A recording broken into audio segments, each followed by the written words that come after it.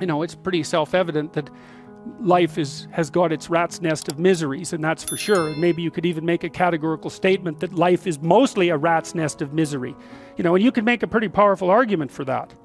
But then there's a counter question, which is, well, what if you tried not to make it any more miserable than it had to be, right? Then what would it be like?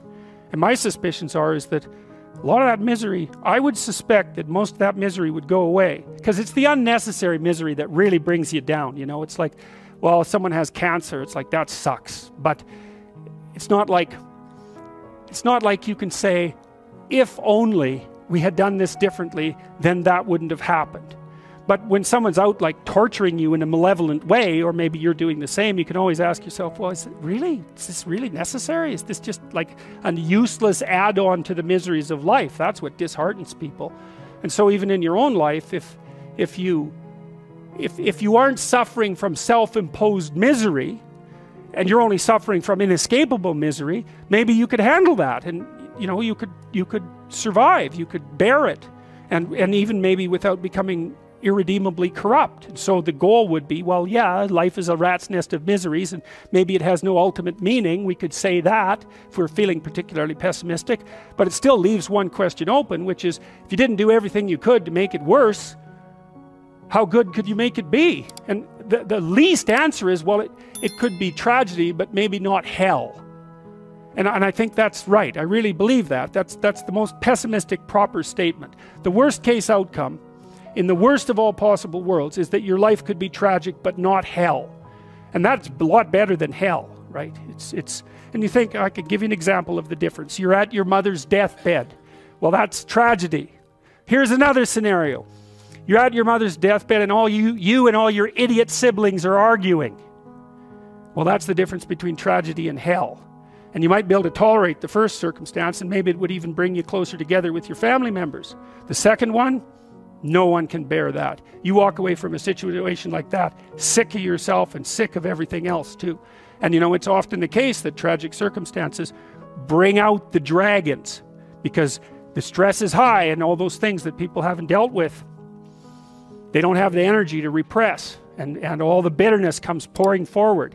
It's like, seriously, man. So that's actually it's a rough lesson, but it's a good hallmark for figuring out whether or not you've got yourself adjusted properly, and in relationship to your siblings. It's like, if you were all gathered around the bed of someone close who was dying, could you manage it? And if the answer is no, it's like, well, put your life together, because it's going to happen. And you should be the person who's there that can do it, and do it properly. And then maybe you'd find that it isn't the sort of thing that will undermine your faith in life itself.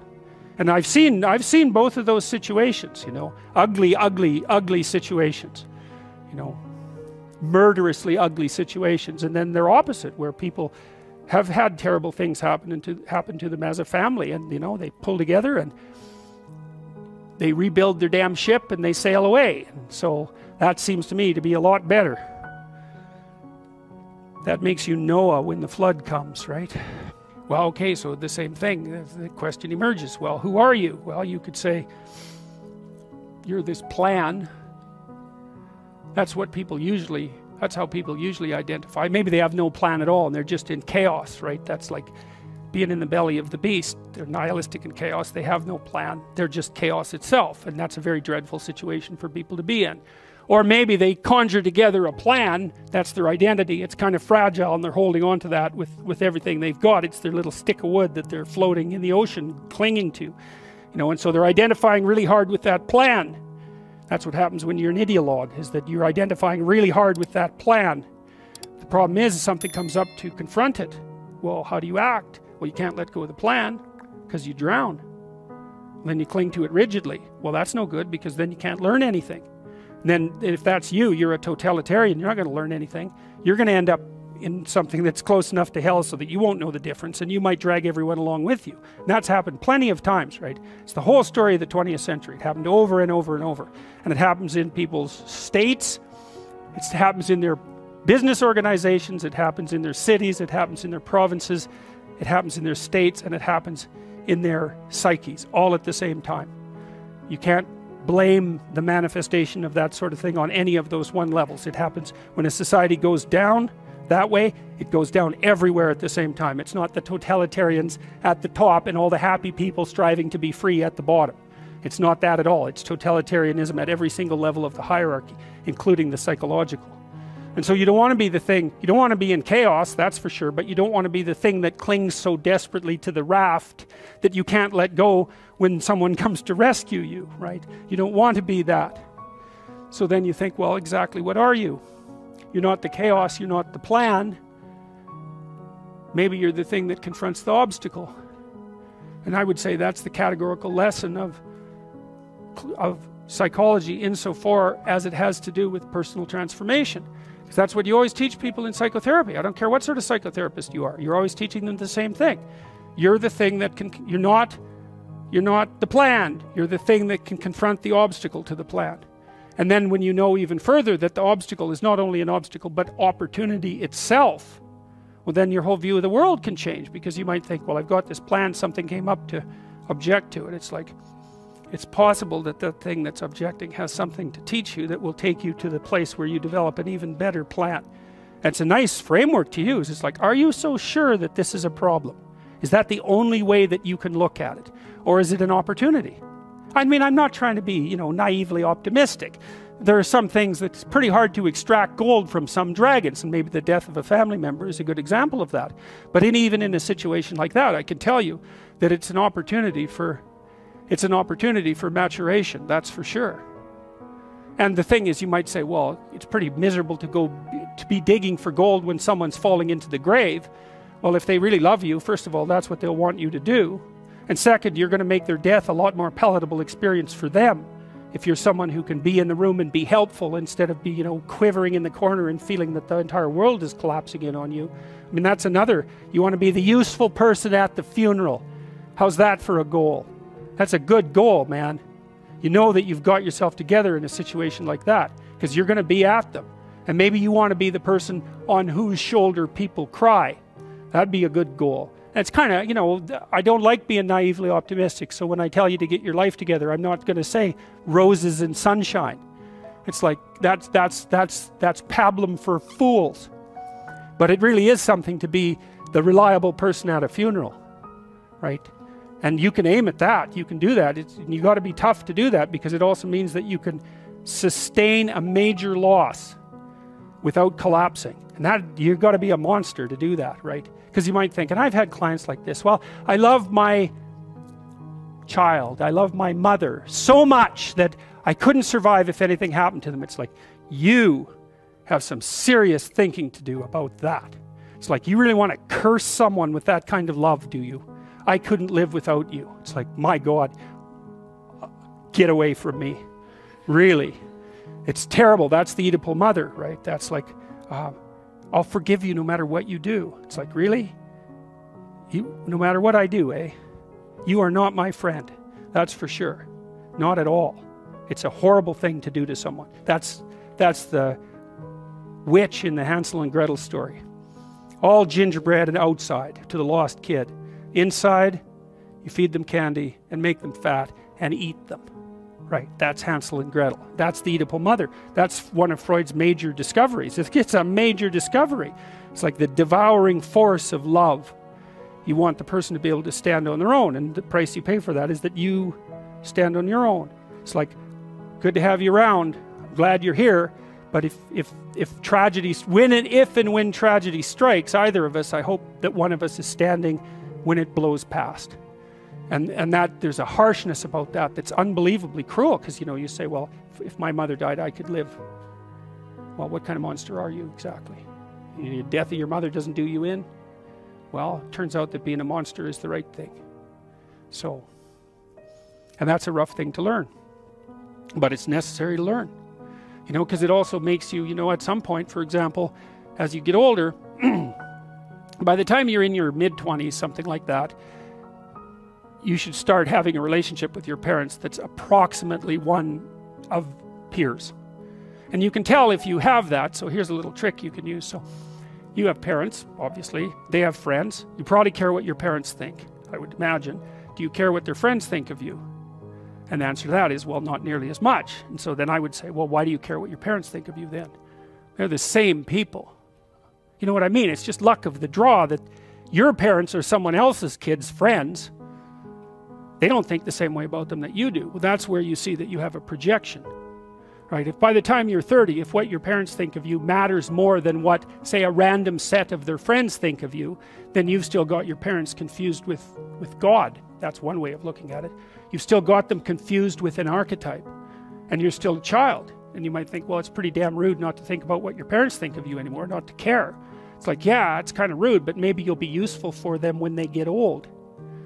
And that's a much better form of caring. It's like you're going to be independent enough and strong enough and detached enough so that when the power dynamic shifts, which it will, that you'll be the person that can carry things forward.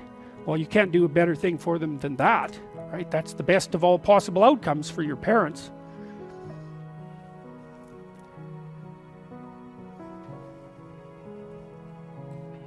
Well, you can think about the world this way. You can think about it as your orderly little plan.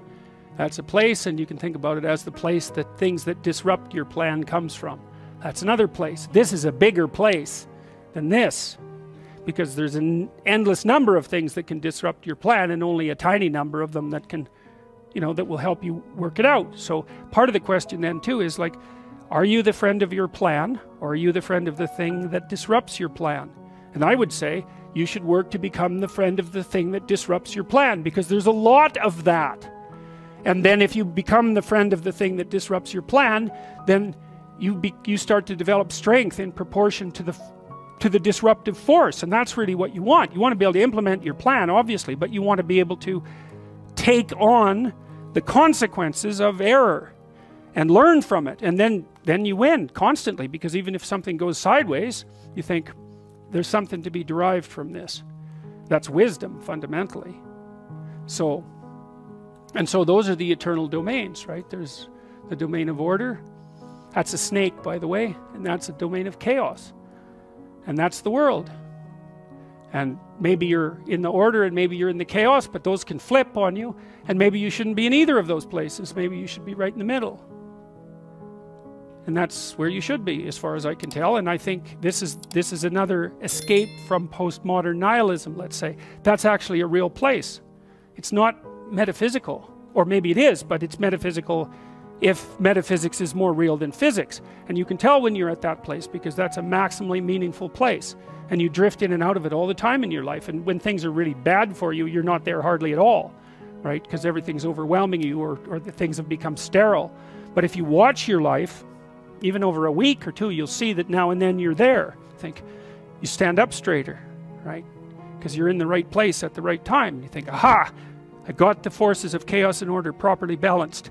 It's unstable and it'll fall apart on you, but you know, you can practice bringing things together continually, and then you can end up so that you're there more often than not. And then that's a meta place. It's not a place, it's a meta place, and it's a place that you can be in all places, and it's not an illusion of any sort. It's the deepest reality. Your nervous system is always orienting yourself, is always orienting you to that place, always. And that's because it's a real place. That's another way of thinking about it. Well, that's the normal world.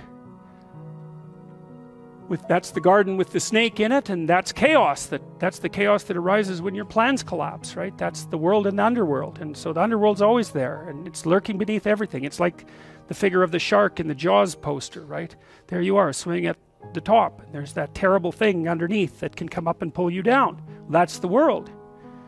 So you need to be able to operate here, and you need to be able to operate here. And when you operate here, well, that's when you rescue your father from the belly of the whale. That's when you go down, you see, when you're down in chaos and you don't know what the hell's going on, you have to rediscover the values that orient people, have oriented people forever. That's what you have to discover. So for example, when I'm dealing with people who have post-traumatic stress disorder, and they've usually encountered someone malevolent, they have to relearn the description of good and evil. Because if they don't, they have no framework. They're lost. They think, well, there's a malevolence afoot in the world, and I'm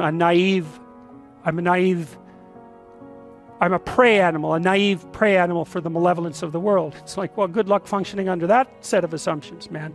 You just do not recover from that. You stay at home in your burrow. That's what you do. Well, you have to. You go down into that, you think, okay, well, malevolence is afoot. I better be the sort of person that can understand it and deal with it. And that's another reason why you have to transform yourself into a monster. That's the Jungian incorporation of the shadow. It's no bloody joke. Because the only thing that a monster won't mess with is another monster. And you might say, well, I don't want to transform myself into a monster. It's like, you don't have a choice. You can either be a pathetic monster, or you can be a monster with some power. Those are your options. There's no non-monster alternative. Weak or strong. And I don't mean strong like dominating tyrant strength. That isn't what I mean at all. I mean strength like functioning at a funeral strength. And that's a kind of monstrosity. And when you're down in chaos, that's what you have to rediscover.